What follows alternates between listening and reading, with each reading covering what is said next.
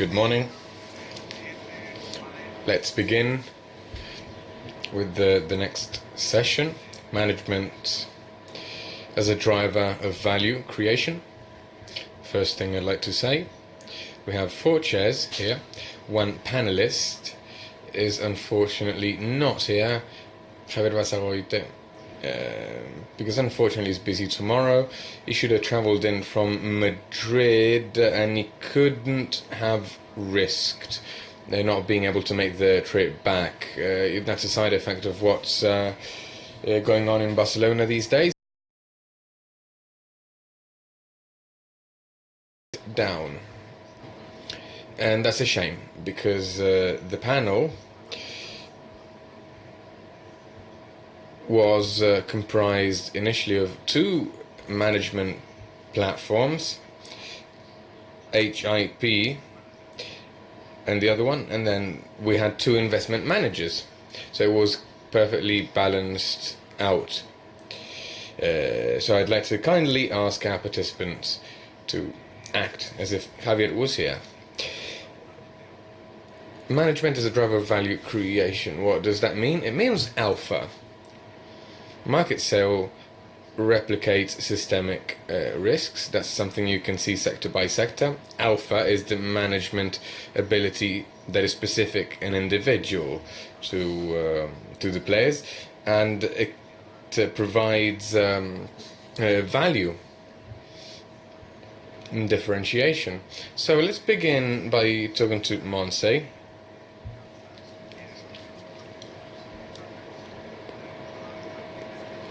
You're Director General of Finance and Corporate Development at HIP. We have Juan Barba, Associate and General Director at Meridia Capital, and we have Luis Basagoiti, CEO at Corpfin Real Estate.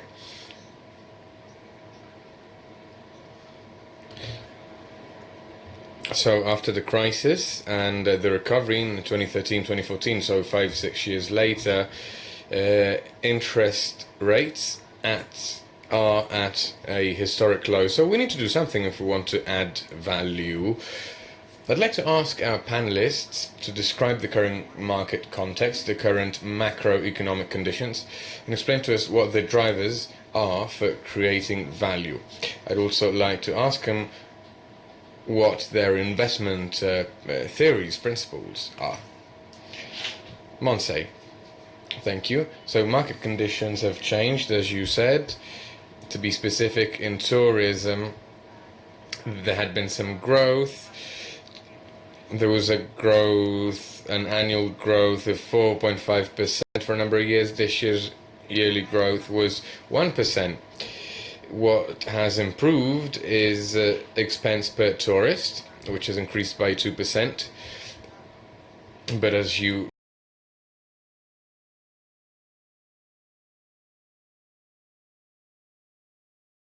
management, an investment strategy and a management strategy, and we need to be more alpha and less beta. We need to focus less on the market and more on what we can achieve. So talking about investments, a couple of things. First off, we need to be careful of what assets we buy. Our hotels need to be located in strong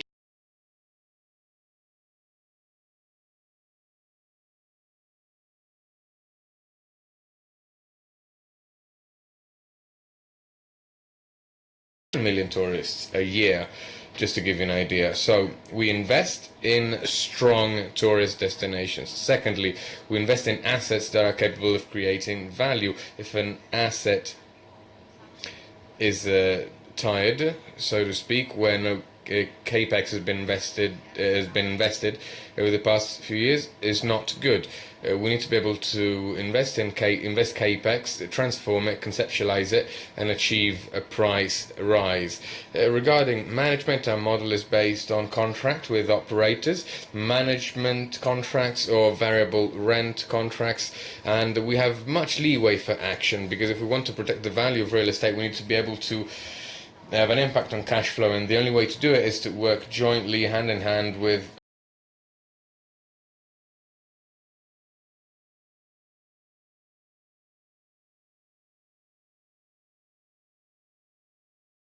them, the cost strategy along with them, with hotel operators So those hotels that we have already transformed, well, the market can keep on growing there, 1.1, 2 percentage points. Our transformed hotels actually grow by 10% in terms of prices, however. So that's where you see the results of this alpha strategy. Thank you. We'll talk about it in more detail later. Juan.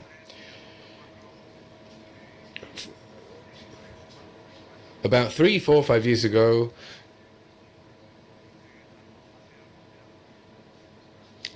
there was a clearer added value in your sector. You have a few transformation projects underway, but you're also president per chair of MadVip. I want to ask you, what's your play now, given the current situation? Right, let me take a step back. There's something we've taken for granted here, that management is done properly, but that's not always the case.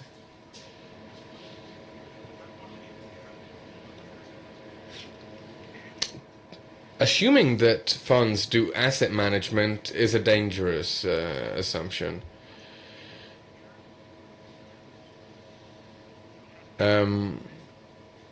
Sometimes achieving transformation is extremely difficult, even minimal transformation, and not many people do it. Not many buildings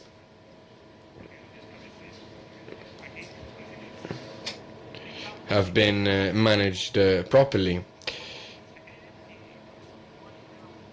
So, if you're not using a co-working space, apparently you're not fashionable, you're not in fashion, but that's just wrong. Yesterday, I went to the gym right here in Barcelona. I talked to a couple of clients, the other clients at the gym. And once again, after a conversation I had with them, I realized that the only thing we like to do is buying and selling. We're so focused on the beta that we've lost sight of what is alpha. We need to do alpha, and we need to do it well. If we do, then we won't need to go to great lengths to solve our problems. If we go to a building and it smells bad, it's poorly lit, the flooring is ruined, you won't be able to rent any of it out. That's easy. In London they work with Excel sheets, and if something doesn't works, if a building is difficult to rent out, they won't rent it out, they won't invest in it. That's it, simple as that. In Spain we don't seem able to do it. We work in beta so much. Everybody nowadays seems to be talking about co-working. They bang on about co-working all the time, but what good is that if they can't do simpler things? Right, but quick question. GILs will hardly keep on going, yields will keep on going, hardly keep on decreasing, and rents will hardly keep on increasing now. How do you act in such a scenario? Well, if you are able to correctly condition your buildings, you will be able to have your own tenants. You will dictate the pricing. I'm not saying that you should buy a building and then completely recondition it, but at least do some reception properly, make it smell good, install some LED lighting, clean the windows, make it bright. Those are basic interventions that don't cost a lot of money, but people are lazy and they don't do it. The majority of players on the market. David, how do you go from 0 to 200 doing alpha at a development agency? The development business only has beta, no alpha. Doing property development in Barcelona or in Madrid or Seville is totally different. It has a local component that is so important in Barcelona, in Madrid, or in Seville, the product is totally different. The regulations are different, and even more so, a town nearby here, Hospitalet in Barcelona, has a different regulation than Barcelona itself. So you need to have different channels from the point of view of language, even regulations, everything is radically different. Our promotion for residential property development is very local. There are no international companies, in fact, because there are regional or local developers, but no transnational companies. In any case, in the current context with the developers, we have high capital because money is coming from outside. It's expensive money, and we have to finance with our own resources the plot of land. In order to be successful, we need to rotate the assets very quickly. We can't have plots of land for more than 3-4 years, because otherwise we will not be able to return our shareholders the money back. So we need to have a local component and a deep local knowledge, and buy plots of land cheaply, of course, but rotate it very quickly as well. You say 3-4 years, but licenses sometimes take 1 year or 2 years. Yes, that's the drama. That's the problem, and this is the mismatch. But we cannot overload a company with 6-10 years of bank of plots of land, because otherwise we won't be able to return the yields to the shareholders. Montse, you are the biggest owner of hotel assets in the country, half of them in the Canary Islands, the rest Balearic Islands, and also in Greece recently. The investment goes through buying mismanaged hotels where the seller do not want to transact, add some capex, and at significant points lever it, and that's the play. But that means a lot of investing effort. That's not that simple, of course. 2 questions: how do you do that? Emphasizing in the part of the capex, and then what's next in the strategy? Well, I think this goes in line with what Juan has just said. There are 2 things that need to be hand in hand. The capex plan, when you transform a hotel, and then what happens next? What comes next? Investment, and then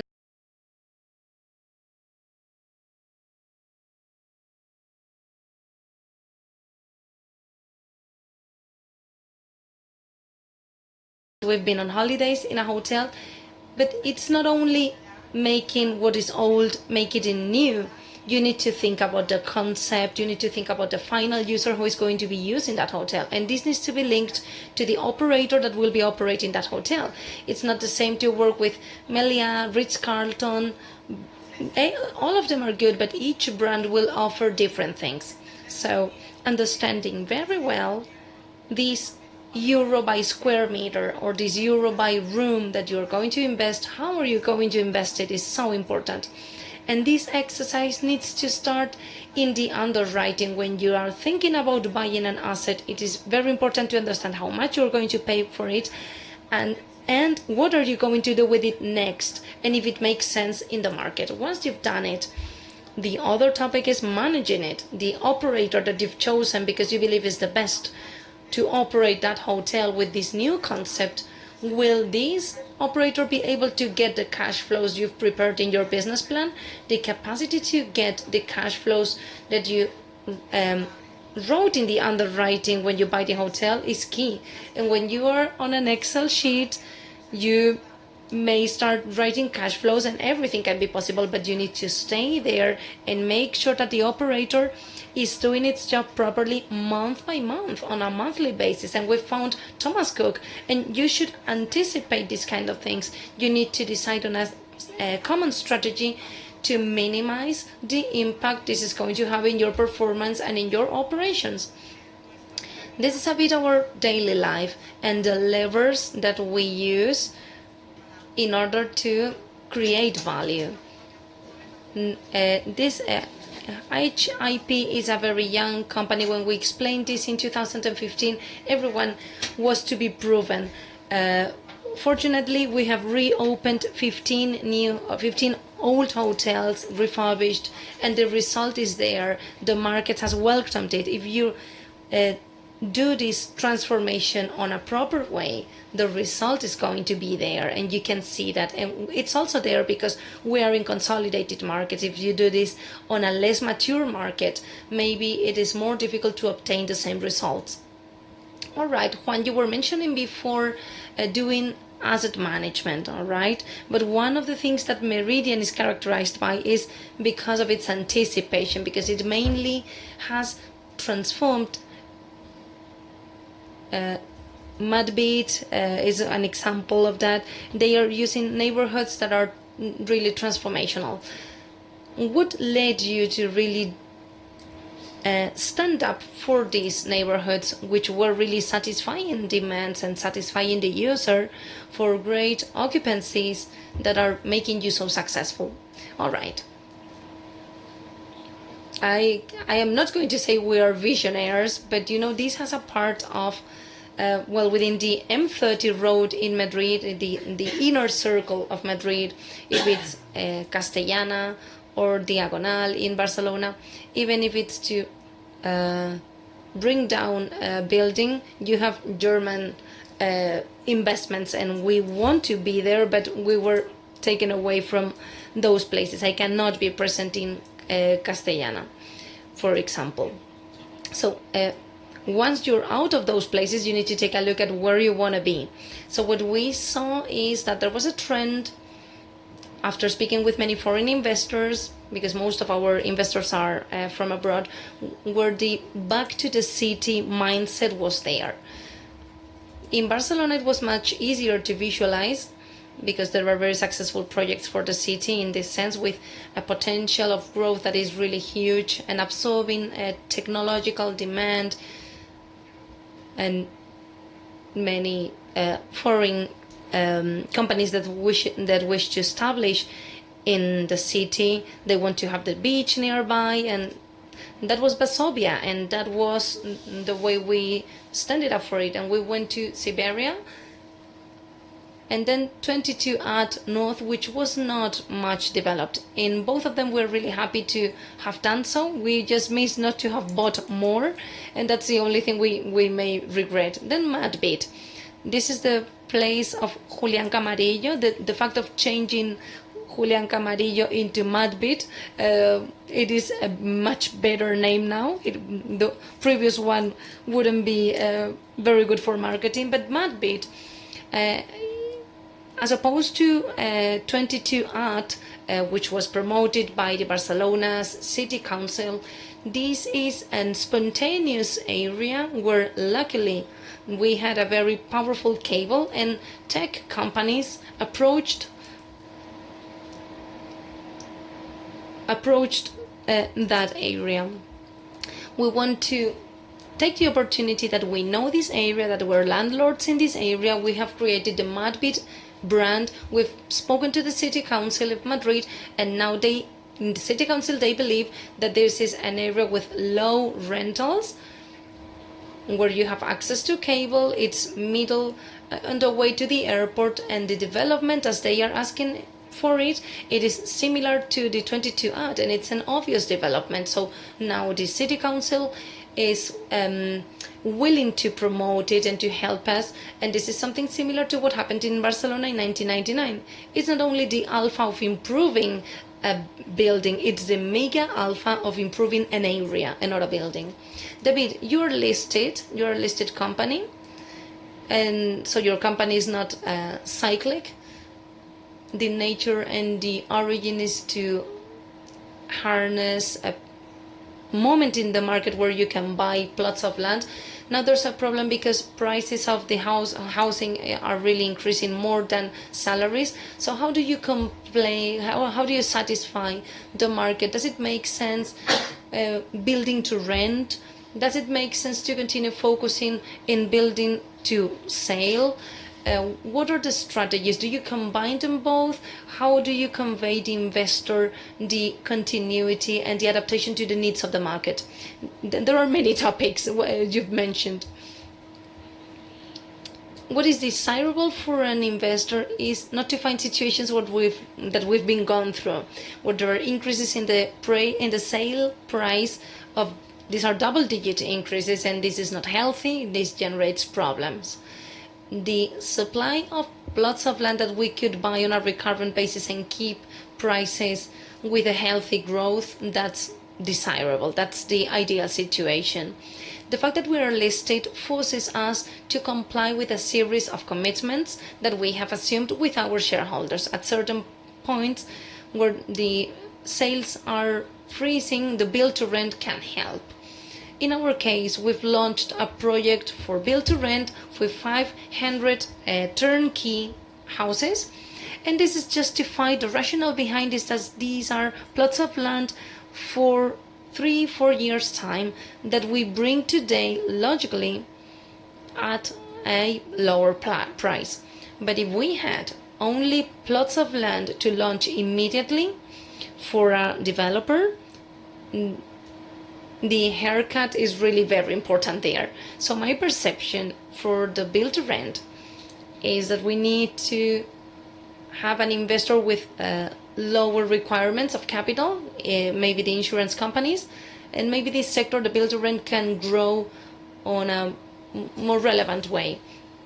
Except for this specific case I mentioned, it is difficult to make a developer understand that a retail development is better than a turnkey for an investment fund. The margin is very big there. Montse, you have a program for capex investment of more than 100, so to speak. How do you control that? Because as a management platform, you are a relatively small team. How do you control the execution of all that plan? And especially, and I will come back to that same question to David, with the problem of the construction in Spain. Well, maybe I will ask this same question to the three of you. Well, HIP was founded in 2015 and we were 5 people. Now we are 100, so there's more human resources available in the company. And it was we have a capex division. Part of our team is present in the room, part of the transformation team.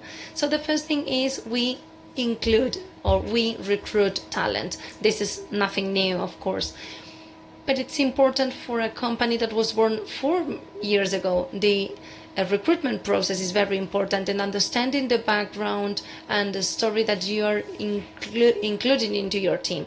And then organizing is so important, and I was mentioning that before. The capex process needs to start in the underwriting. When you are buying an asset, this is not only the acquisitions team, the one that needs to be involved in the sale, but also the transformation team, so that there's a sign-off and so that they agree in the project and they can implement it later on. And in the implementation process, which is long, of course, and there are problems with licenses, there are problems with construction, everything that we live in the sector, because we are all in this sector and we all suffer these kind of problems.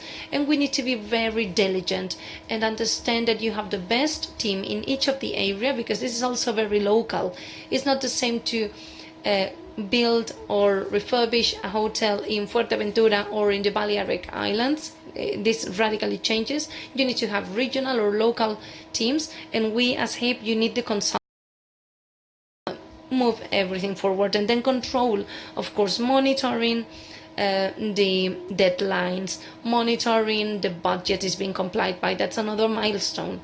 But for now, the deviations in time have not been very significant, but it's true that we assign many resources to make sure we meet the deadline.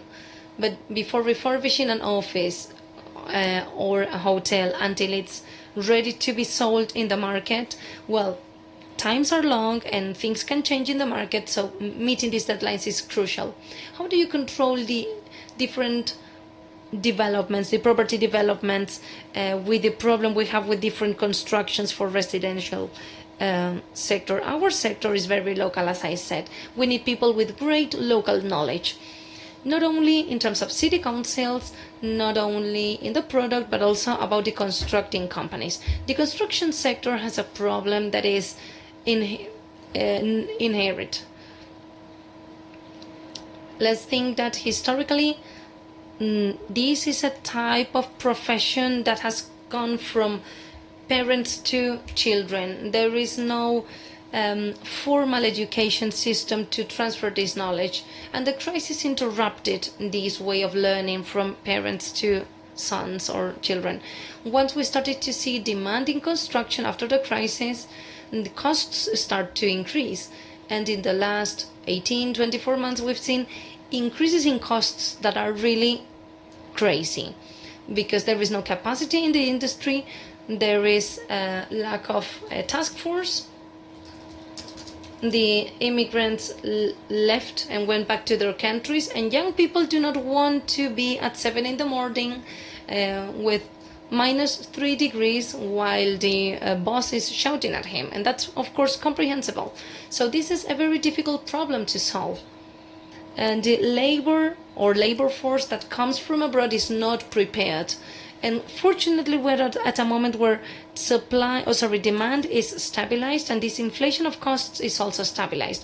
But whenever we see something new happening, we will see this increasing again. So we have no other option but to start a transition, as in many other industries in our sector. We need to depend less on the traditional labor force, find new modern construction ways, working with modules, working with 3D. That's the only way forward. We have no other options. We are forced to use these new systems. Now, Juan, this is about Alpha. Tell us a bit, why do you think you differentiate? You spoke about talent, and then specialization by asset class, technology, a lot of information, being well connected in the market. What are the factors that really generate Alpha? Because otherwise it would be beta. Yes, I agree, and there's a lot of beta around, so welcome to beta, But Alpha, in all the stages of the process, this is like, if you ask Rafael Nadal, everything he does is there's a specialization and training behind, the way he hits the ball, everything. And in the real estate sector, that's just the same. You need to have enough contacts, enough network, and that helps you to have more capacity for new operations. And the more people you have with that capacity, the better. So Meridian has an advantage in that sense. My company, Meridia, has 2 offices in Madrid and Barcelona. I am in Madrid. I come to Barcelona quite often. Javier comes to Madrid as well very often. And we rotate in order to attract many different operations. And same happens with the rest of the team. Alberto, Juan, many different. And the more, the better. But it's also important, and that helped us a lot in Meridia, is, this is something you take, you have 40 things and you choose 3, and you need to really focus. Focus is crucial here. I'm not going to beat around the bush. You need a clear and quick binding offer, and let's close quickly. If sometimes you have to go for other and other and other. That's why it made us be much faster. We did 1 every 2 months, which is not bad for the type of funds we work with. So we focus on what is really clear to you. If your strategy is a bit diffuse, etc., you will not be successful. Then you need a clear execution capacity. The staff can be distinguished by its execution capacity. I know one that 2 days before signing up just said no. This execution capacity is so differentiating, and consultancy firms know that this company may be paying 2 million euros more, but be careful because they are a risk. And so once you close the agreement, you need a good management team. Meridia has a spectacular management team. They play around with the assets. They take a look at what they can do with this. They have the due diligence. In due diligence, you've already planned for everything. You fine-tune the execution, the management, everything is clean, and you go on with the next. As a summary. All right. Montse, you have more than 19,000 rooms, so the user experience is key.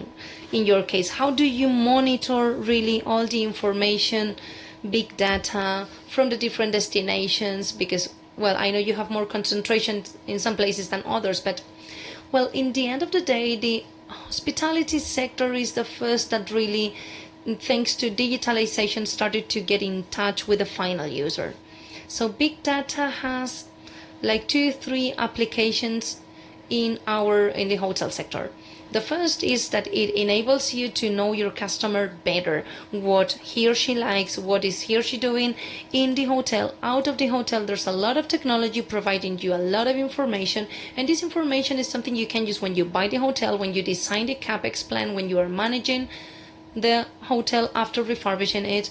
These all information is very valid to make decisions. Second is to predict.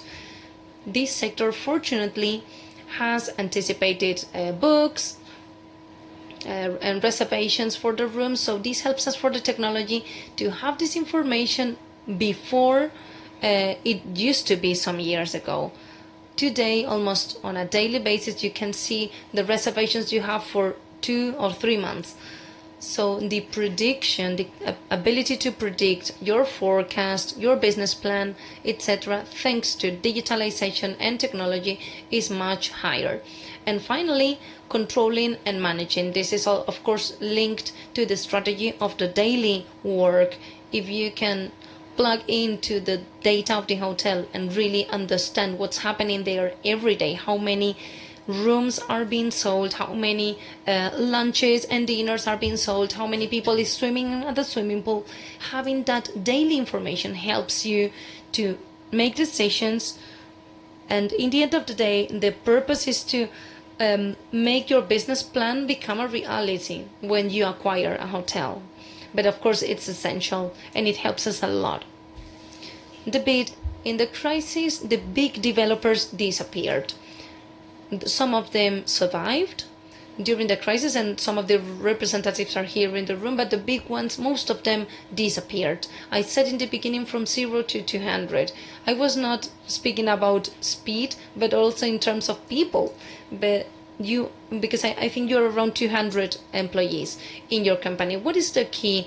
Is a delegation model, is a centralized model, and how does technology help in order to monitor everything? The key is the decentralized model, because our business is very local, as I said before, and our teams need to really know the customer, know the market, the product, the different areas, the construction market, and our project managers need to spend time in the administrations trying to make all the documents move forward. So that's why local knowledge and local talent are fundamental. We are very capital intensive and talent intensive, not so much in human resources, because for the volumes that we play around, 200 employees is not that much. Now, regarding technology, this is very important in this new era. The customer has changed. In the previous cycle, developers wanted to sell a house as quickly as possible, and it was just dispatching houses as quickly as we could. Nowadays, the customer is much more sophisticated, is much more demanding, wants personalization or customization, and the customer has a tool which is access to social media, which was not that before. An angry customer in Facebook or in any other social media can really generate problems in terms of reputation, and this makes us be better. And this is why we need to learn from the customer using the data. We have a lot of information every month. We have 45,000 links, because these are different customers coming into our website from the different channels. All this information is centralized and managed. This helps us to maximize our profits, and on the other hand, also to understand the customer.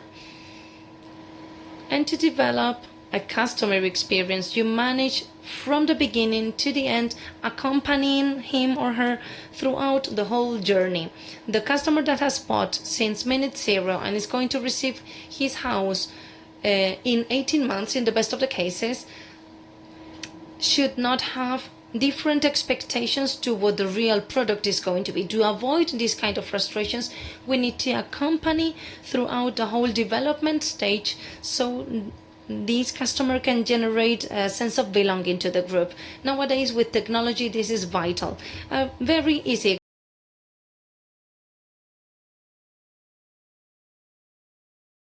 A higher price to the houses oriented to the southeast, because this is the preference for the Spaniards. But the Nordic countries would buy those oriented to the north, and the British ones preferred those houses looking to the west, and the prices were higher for the Spanish ones who had the lower purchasing power. And we've turned it around. We are now, of course, we want to maximize our profit, as you very well know, and this is revenue management in any case. Yes, this is a clear, an easy example, but of course, technology is helping us so much. One more thing, commercialization for foreigners. It takes us between 8 to 9 months to close an operation with a foreign customer. Nowadays, we've developed a tool that integrates the Fortnite technology, like a video game technology, with TV. So we do online tours through WhatsApp, where our commercial staff present live the house, integrating the image of the house while you can move around. And this is reducing the delivery times or the selling times to half of the time. And as in the same way that we do, the whole sector is evolving using the technology for that. Juan, what can you tell the investors? Because beta is as it is. Well, we've bought recently 5 buildings for offices, 3 in Madrid and 2 in Barcelona. It's true that this is being bought with ultra low rentals, but where we buy, which is not the Castellana Street,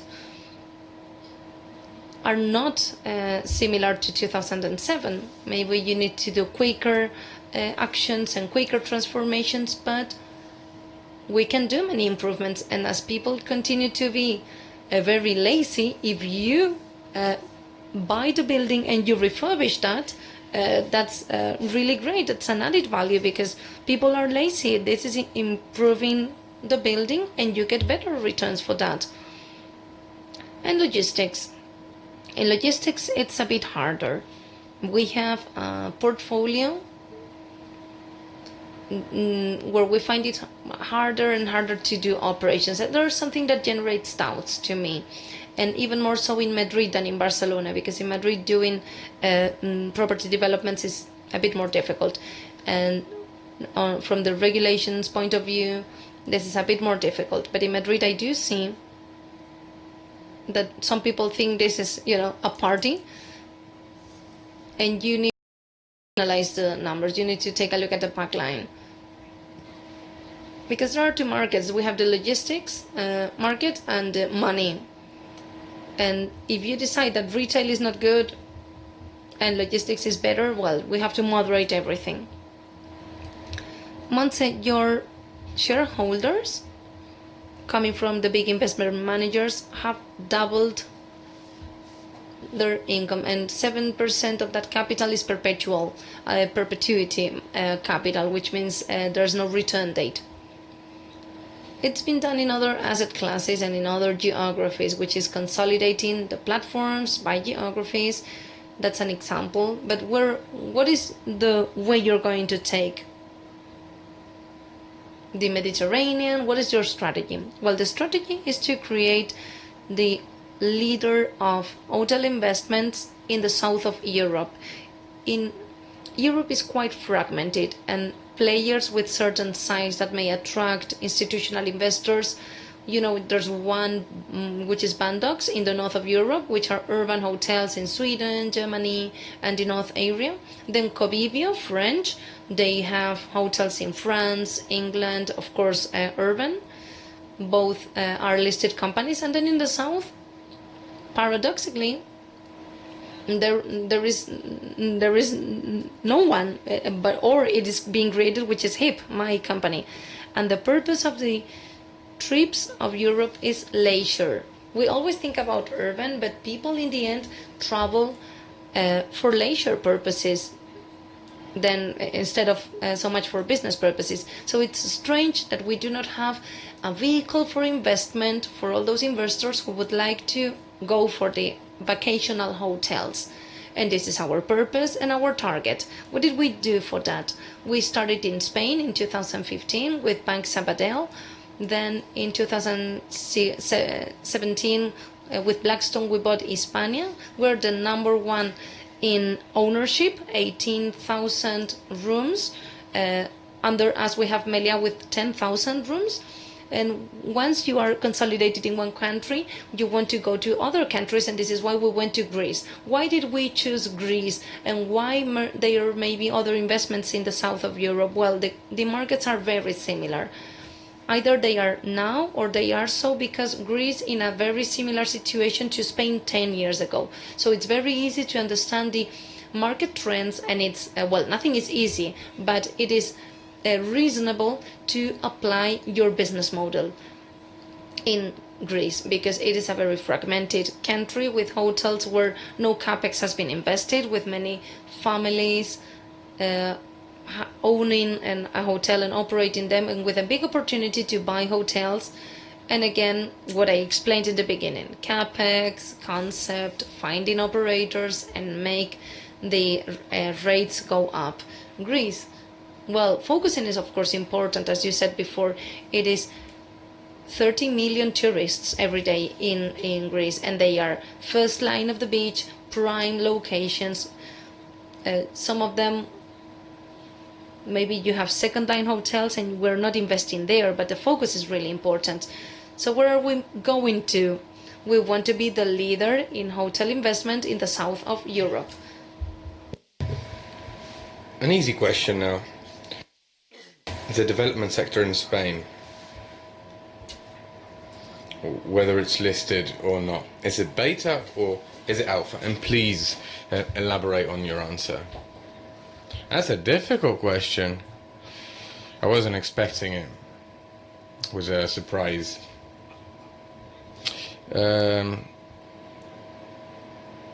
It's difficult to explain the fact that developing companies exist that are subjected to cycles whilst listed on capital markets by itself is a particular topic to address. We're very, very dependent on cycles, and that's completely true, and as a result we can't give yields as if we were a utility. It can't be constant, it can't be predictable. At the same time, we produce delivering a development on the 20. There is a huge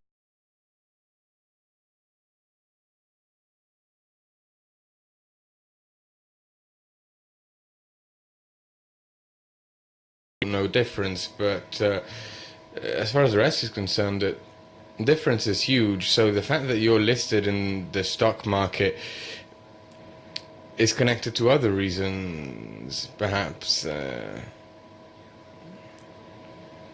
let me rephrase my question. And what do development companies need to have in order to not be subjected to cycles? Well, first of all, investment is made. Before we buy land, we need to operate regardless of sales expectations. If you think, right, there is no demand for this building, but maybe there will be in the future, so I'll buy it anyway, that won't work. So discipline. That was point number one. Point number two, we've already seen what happens with debt. Now, clearly, given the current low interest rates, it's a temptation, but we can't pay 12 months at 1%. The temptation is strong, but the cycle is soon to be over, so let's bear that in mind and be reasonable. That was number 2. Point number 3, we need to be structurally efficient and procedurally efficient. When things go well, we get a lot of people involved, we hire a lot of staff, we grow structurally. But what if instead of selling out that block, we keep it? Because if we keep it, we'll grow by maybe 6 percentage points later. We can use it to purposes and so on. If we lose focus, if we lose discipline, well, the consequences can be irreversible. And finally, we need a dynamic approach with land. Right now, the land we have as a 4-year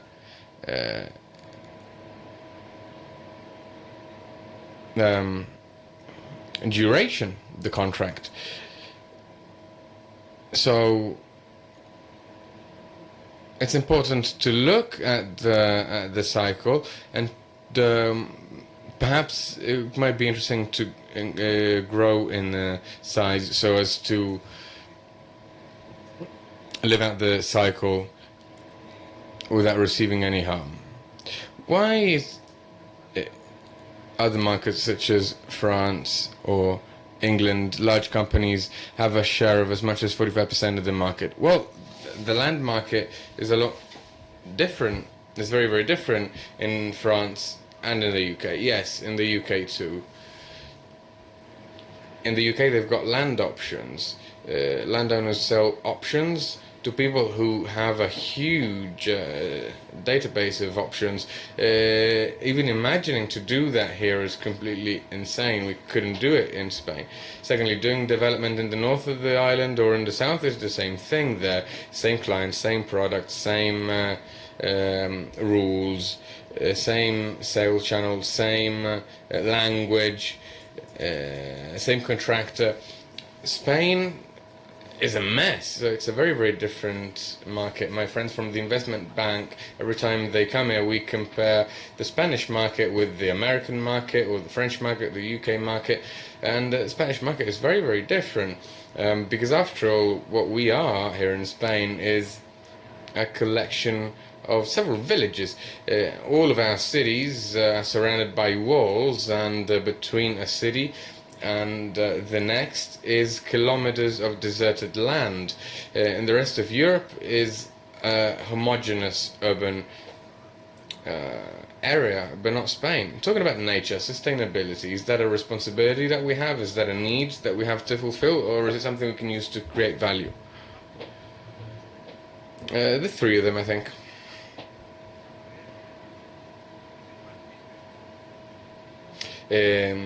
Being sustainable is good business because it can help you cut down costs. Investors believe in you.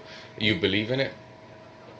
Sustainability is also a community-friendly principle, so it helps.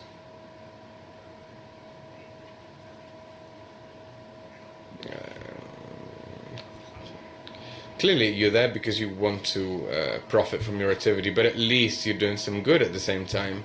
So, what I'm worried about is that this may become standardized in the future. Certifications, stamps such as GRESB, for example, colored stamps. You can pick a color and get the corresponding certificate. I don't want that. I want it to really be a social movement that betters society, and I want all of us to buy into that idea. But compared to the number of buildings we've owned, I think we have the highest number of BRIM and BRIP certifications. Almost all of our buildings, our new buildings have a very, very good footprint. And Meridia, at the end of the day, wants to become pioneer in this. We're learning a lot, really. We've learned a lot from decisions that we've made recently. We're very, very happy to be working the way we have done so far, and we're happy to promote this idea of sustainability. What can you tell us, Monsi? Oh, the same, really. I think believing in sustainability is important. Sustainability is here to stay in hotels. That's particularly apparent. It's a responsibility, something we keep in mind when we build. There's still room for improvement in terms of materials, for example, that are used, designs even, and so on and so forth. We're not a constructor, we don't build ourselves, but we can still improve.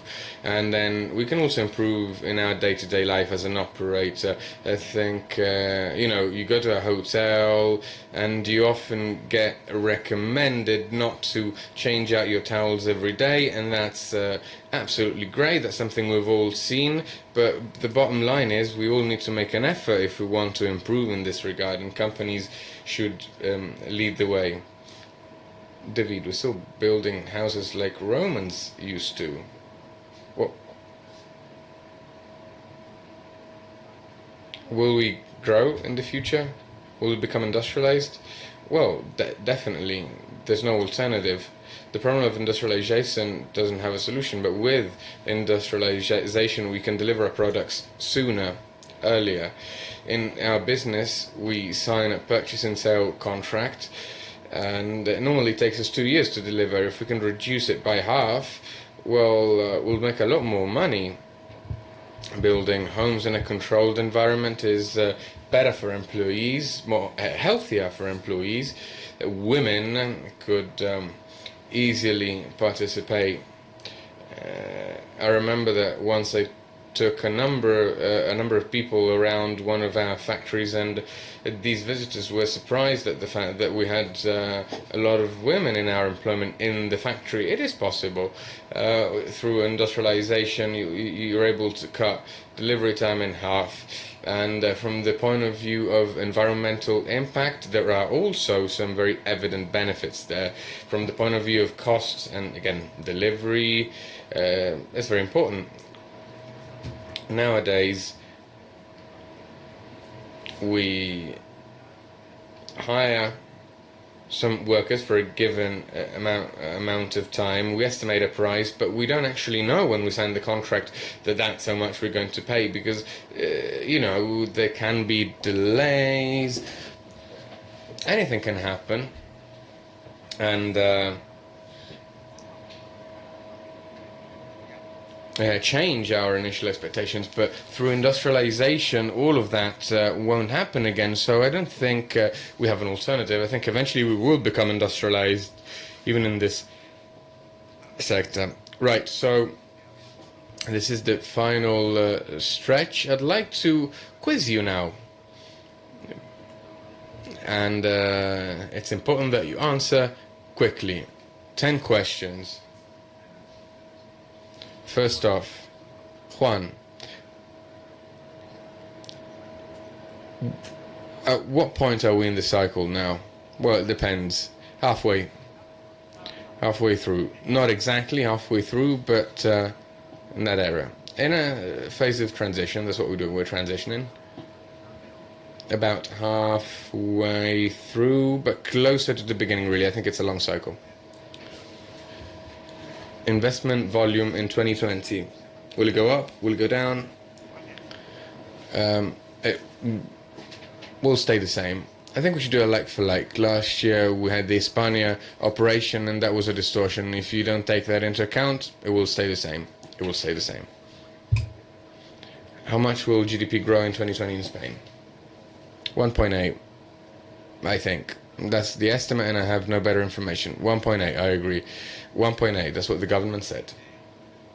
Tourism in Spain, 2020, up or down? If it stays the same, I'm happy. It's going up. Number of tourists and money they spend. So, 1.8, I'd say. She's got more information than us. Yeah, year to date is 1.5% more in terms of number of tourists, 4% more in terms of expense from tourists. What will happen in 5 years' time? I don't know. If I did know, I wouldn't be here.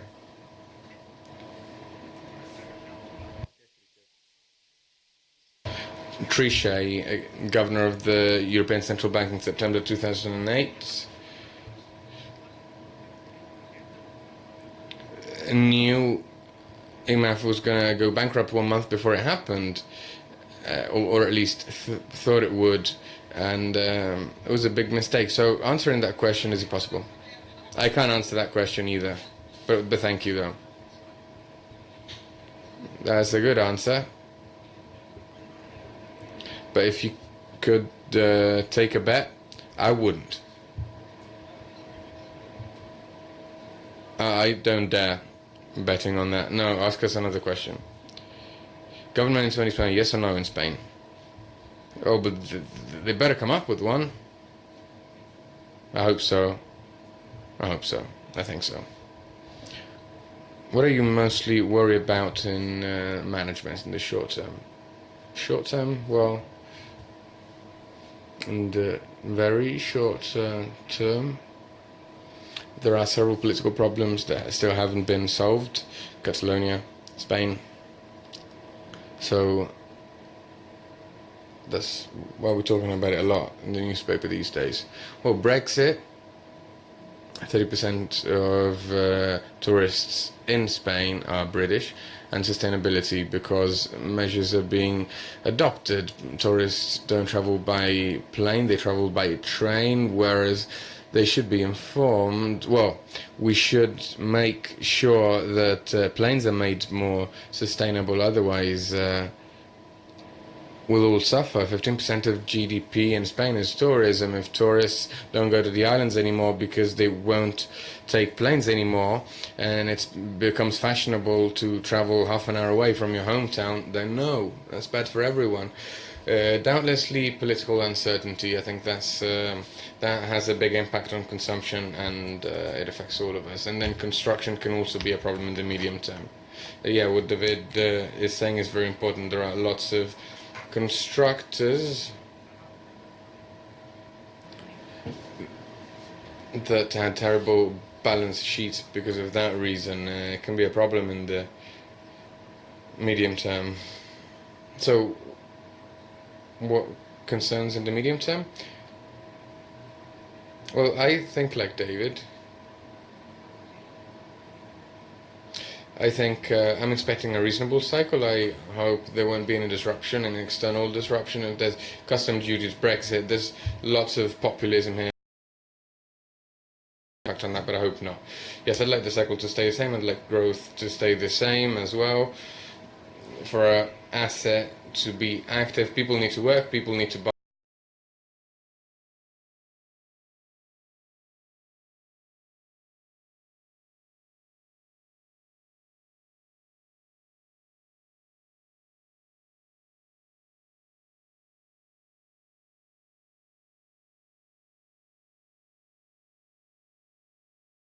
Least important to most important: talent, technology, information, and product.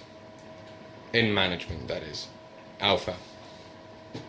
I have to sort them, put them in order. I like all of them. I don't want... which one stands out? None. Talent. I'd say talent. Through talent, you can manage technology, product, information. If talent is good, all the other things will fall into place.